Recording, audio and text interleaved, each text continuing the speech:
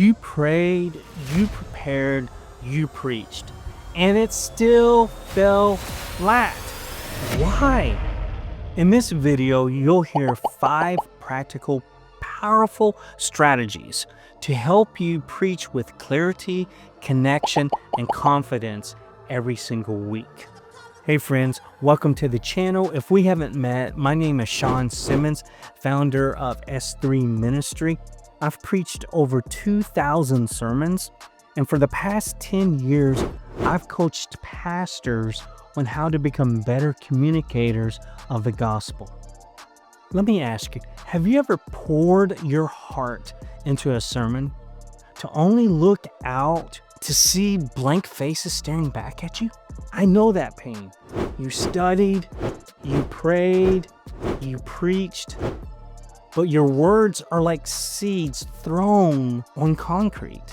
Let me tell you about a pastor I coached. I will call him Pastor Mike. Pastor Mike was faithful, hardworking.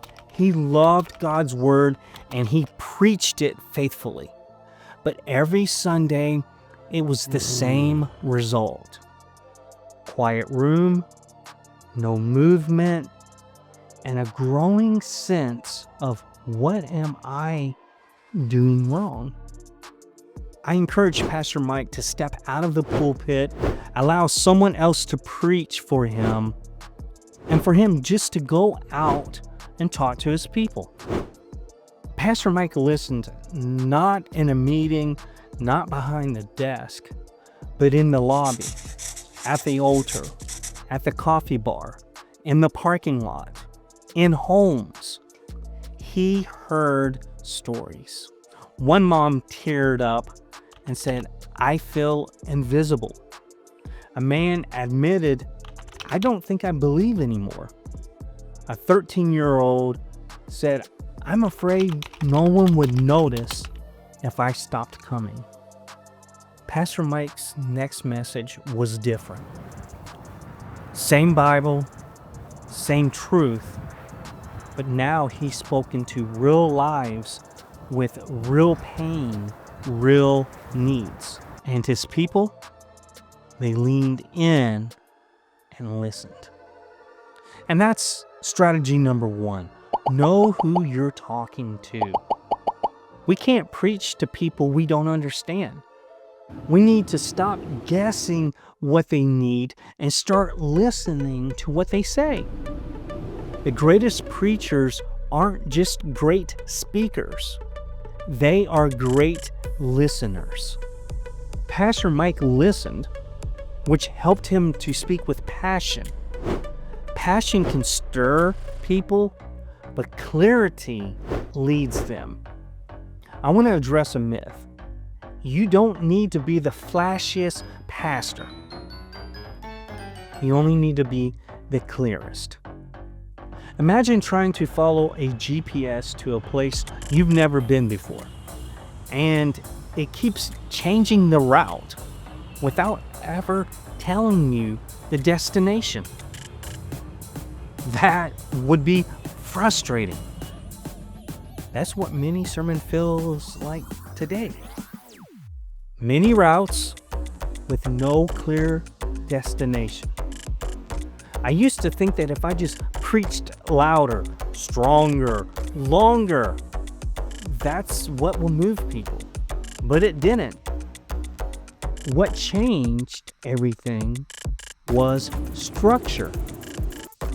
When your sermon has one big idea, clear transitions, and a tangible next step, people don't just hear it, they remember it and they live it. And that's strategy number 2. One big idea, one clear path. If you and I were sitting across from each other at a local coffee shop, I would encourage you to stop trying to impress people and start guiding them. If they can't follow you, they won't follow Jesus. When your preaching is clear, your people don't just show up, they step up.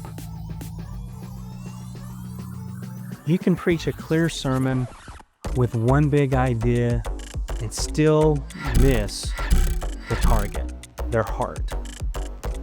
I've done it.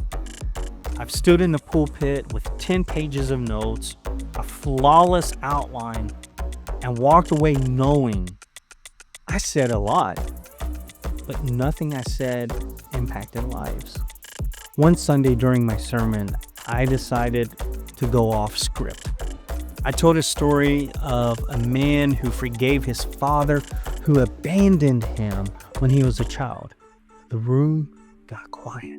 Not the bored kind of quiet, but the God is speaking to me kind of quiet. That message hit differently because information touches the mind, but transformation grips the heart.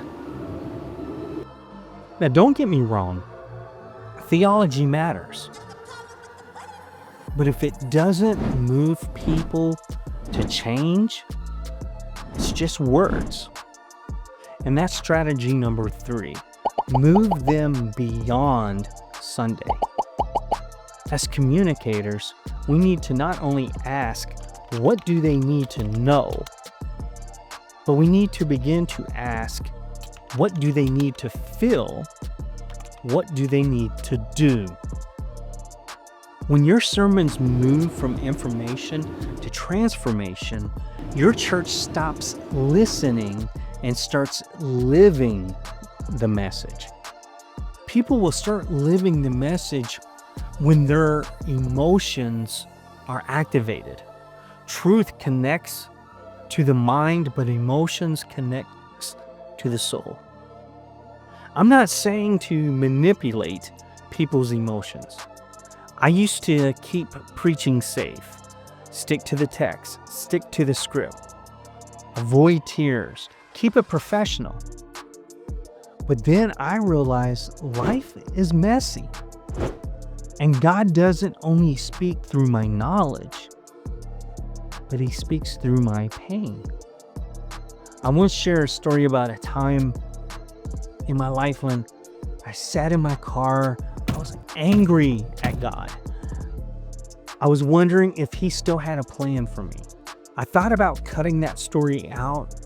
It felt too real, too raw, but I didn't. And after the service that Sunday, 3 men came forward to talk. One of them said, "That's the first time I felt talked to in church." And that's strategy number 4. Emotional connection leads to impact. If it doesn't move you, it won't move them. We're not just preaching content. We're preaching connection. And connection starts with vulnerability. But use wisdom in what is shared. When people feel something, they remember something. And that is how you preach sermons they'll carry with them during the week. To help people feel something, you must be prepared. Winging it isn't spiritual, it's irresponsible. I get it, life happens, ministry is full, but if your sermon preparation depends on late nights on Saturday, you're not leading people, you're surviving preaching. When I finally embraced planning ahead, it changed everything. Less stress, more clarity, deeper impact. Planning doesn't restrict the Holy Spirit, it makes room for Him.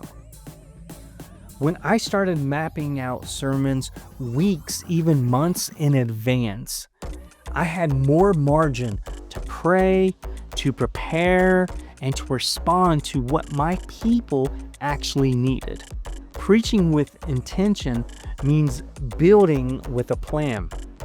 Just like a contractor uses a plan to build a house, a pastor uses a plan to build a sermon. The further out the preaching plan goes, the better you can build sermons. And that's strategy number 5.